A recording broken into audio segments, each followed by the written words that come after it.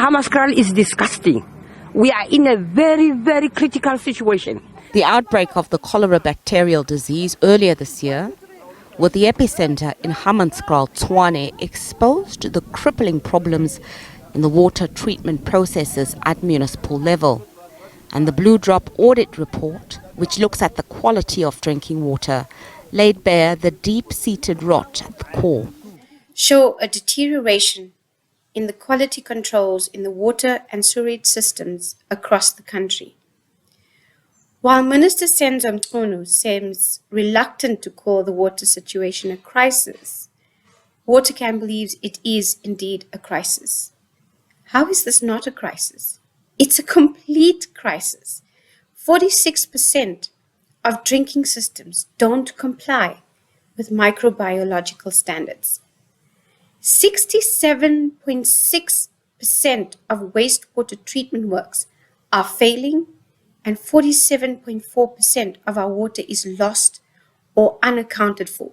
The report shows that water in the metros is of better quality, while the smaller towns and rural areas are lagging behind. In 2014, the last time we did the assessment, we found that 5% of water supply systems in the country didn't meet that World Health Organization standard of having 97% of their tests meet the standard.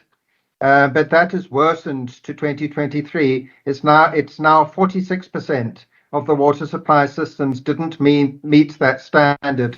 According to the Constitution, municipalities are legally obligated to ensure they provide safe, clean drinking water to residents, but almost half of them don't. Poor management, lack of financial investment, and few qualified water experts has led to the dire state of affairs. In some municipalities, the billing and revenue collection systems are weak, which is a management problem, and they're not collecting as much revenue as they should, which they need to properly operate and maintain the water infrastructure. But there's also a problem in some municipalities where the councils are not voting for that revenue from the sale of water to be used for the maintenance and operation of water.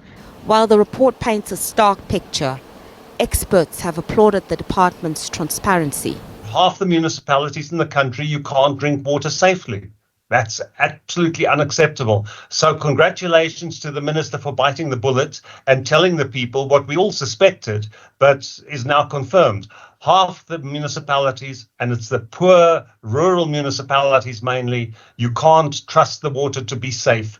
But for affected communities, such as those in Tshwane, all they want is safe drinking water.